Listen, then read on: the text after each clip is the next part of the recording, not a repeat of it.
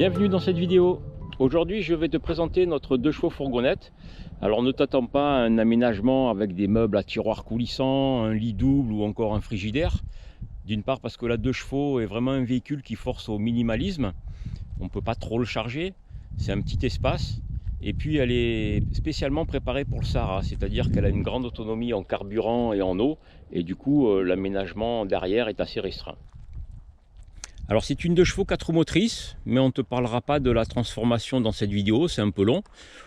On en fera une autre où on t'expliquera tout ça et en même temps on te dira quelles pièces importantes mécaniques il faut prendre quand tu pars en autonomie et l'équipement indispensable également.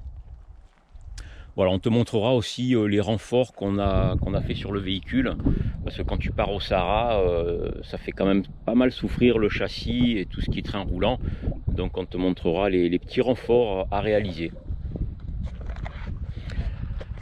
Alors pour ceux qui ont l'œil connaisseur, tu remarqueras que les portes ne sont pas des portes de 2 chevaux fourgonnette. En fait, à la base, il s'agit d'une Acadiane, c'est-à-dire d'une Diane fourgonnette. Et sur cette Acadiane, on y a greffé un avant de 2 chevaux, aile et capot. Voilà, ça c'est un choix personnel parce qu'on trouve que c'est plus sympa d'avoir des galbes arrondies plutôt que carrées comme celle de l'Acadiane.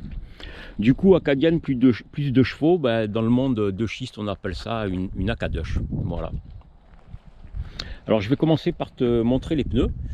Alors en fait c'est des 205 70 14, c'est des pneus larges de fourgon qui supportent 850 kg.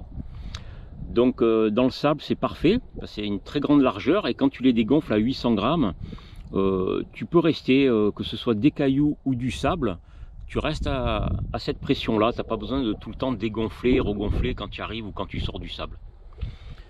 Après là on a coupé le pare-choc, c'est pour avoir un angle d'attaque un peu plus important latéralement quand tu attaques une dune. Et puis ça fait toujours un petit peu de poids en moins. Alors sur le capot, on a choisi de placer la roue de secours. Ça c'est pour répartir un peu les masses. En général on charge toujours trop l'arrière, donc c'est bien d'en mettre un peu sur l'avant. Et puis ça libère un coffre latéral pour avoir un peu plus de rangement, 50 à 60 litres. Alors ici tu as un compas de marine. Alors là c'est sympa quand tu navigues de te diriger avec ce compas. Et puis c'est surtout une sécurité. C'est-à-dire si ton GPS tombe en panne ou si les satellites arrêtent d'émettre suite à un conflit local, ben, ça te permet de toujours pouvoir naviguer et de savoir où tu es. Alors on a aussi mis un pare-brise, tu vois c'est du plastique, du Lexan exactement. Alors c'est un petit peu plus léger, tu gagnes 2,6 kg, hein, chaque kilo est important sur une 2 chevaux. Mais surtout c'est incassable, voilà, donc par rapport à un pare-brise en verre que tu peux casser, c'est assez avantageux. Après ce qui est sympa c'est que quand il pleut tu n'as pas besoin d'essuie-glace, l'eau perle dessus, c'est impressionnant. Bon tu me diras dans le désert il pleut pas souvent, mais c'est vrai qu'en France c'est pas mal. Alors voilà, là je vais te parler du filtre à bain d'huile. Alors il y a toujours un débat pour savoir si c'est le filtre à bain d'huile ou le filtre sec en papier qui est le meilleur. Écoute, certains disent que le filtre en papier est un petit peu meilleur. Mais nous, ce qu'on apprécie dans le filtre à bain d'huile, c'est que tu peux prendre vraiment beaucoup de poussière et elle s'accumule au fond du filtre et tu n'as pas besoin de le nettoyer. Donc tu peux vraiment rouler dans des tempêtes de sable. Tu ne vas pas colmater ton filtre en papier et étouffer ton moteur. Donc voilà, ça c'est pas mal, c'est un avantage. Alors après on y a mis un cyclone au dessus. Alors ça c'est l'aspiration d'air se fait par là. Et en fait ça forme un cyclone comme son nom l'indique. Le sable tourne autour et s'accumule dans le bol. Et du coup 75% des particules sont prisonnières dans ce bol. Et le reste descend dans le filtre pour passer à travers l'huile. Voilà, et ça attrape le reste des poussières. Alors on a quand même gardé le filtre à air d'origine parce que ça fait une boîte à air qui permet de bien faire respirer le moteur à l'accélération. Alors on va passer à l'intérieur. Alors là les panneaux de porte hein, avec des filets de rangement, une petite bouteille d'1 litre, ça toujours intéressant d'avoir l'eau à portée de main. Et là tu peux voir un compteur de vélo. Alors ça remplace le Tripmaster hein. Donc c'est vraiment un petit ordinateur avec plein d'infos, comme ont tous les cyclistes. Donc très intéressant, relié à la roue par un petit câble.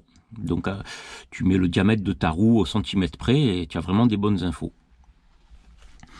Dessous, on a des petites prises classiques, hein, ça il en faut pas mal pour recharger tous tes appareils.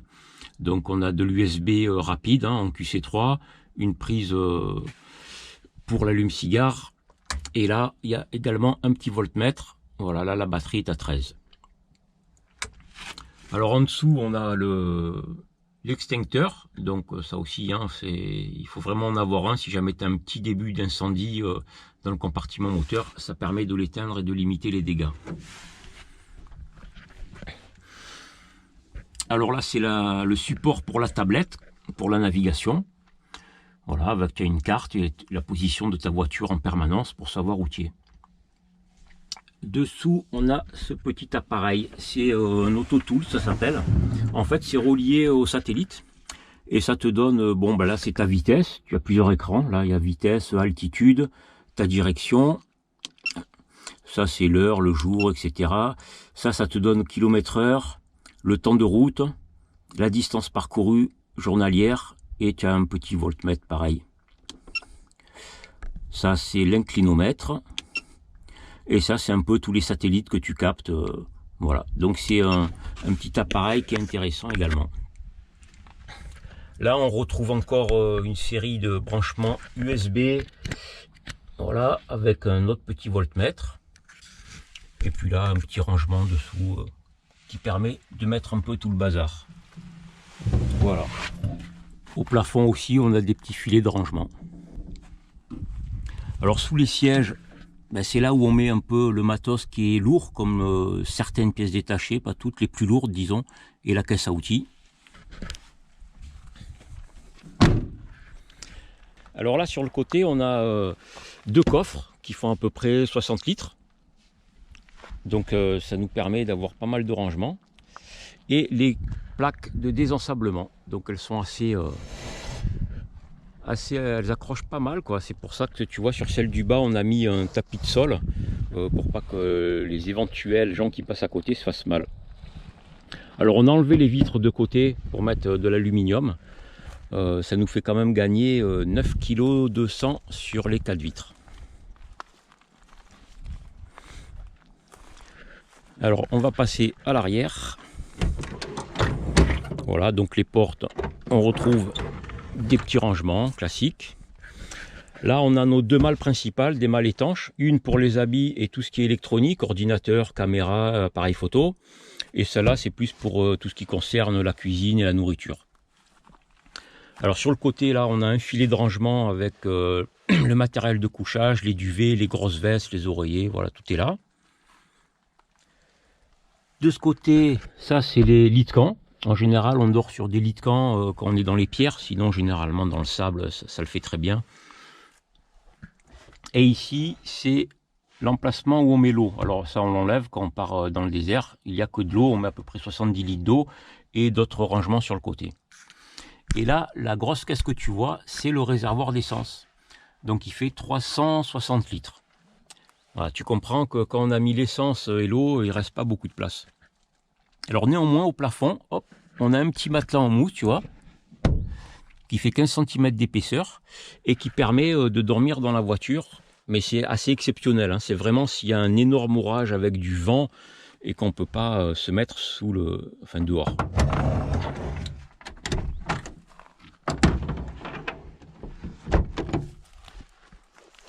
Voilà, donc de l'autre côté, bah, pareil, on retrouve les plaques de désensablement. Ici, c'est le remplissage du réservoir. Voilà, et sur le toit, on a, tu vois, une galerie. Alors cette galerie, on l'a mise uniquement pour la descente, parce qu'on ne va pas rouler pour faire toute l'Espagne et le Maroc, on ne roulera pas avec ces 4 grosses roues, donc elles seront sur le toit. Et une fois arrivé dans le désert, on n'aura plus rien. Voilà, faut être léger le plus possible, donc rien sur le toit. Par contre, tu vois que la galerie, il y a une petite plaque. Et en fait, ça permet de couper le soleil. C'est comme un peu les Land Rover à l'époque qui avaient un double toit. Donc c'est un double toit. Tu vois, il y a une lame d'air qui peut passer entre la plaque et la toiture, ce qui fait que le soleil ne vient pas chauffer ta carrosserie et tu gardes une température meilleure à l'intérieur. Alors sur le côté, ici on a une bâche qu'on peut déplier, ça nous sert de haut-vent. Ça c'est si on veut dormir sur les lits de camp dehors et qu'il y a une légère pluie, ou pour être à l'abri de l'humidité le matin. Voilà, bon, dans le désert on n'en a pas trop l'utilité, parce qu'on dort sur le sable directement, il ne pleut pas là-bas. Et la deuxième fonction, ça permet de le descendre sur le côté. Il a un côté blanc pour faire des projections. L'idée, c'est de montrer un peu des petits reportages ou des dessins animés dans les villages isolés dans le Sahara. Donc on a une série de vidéos en arabe pour montrer aux enfants. Voilà, ça peut être sympa le soir, de faire des petites animations. Voilà, écoute, si tu as des questions, n'hésite pas à les mettre en commentaire. Et je te dis à une prochaine vidéo.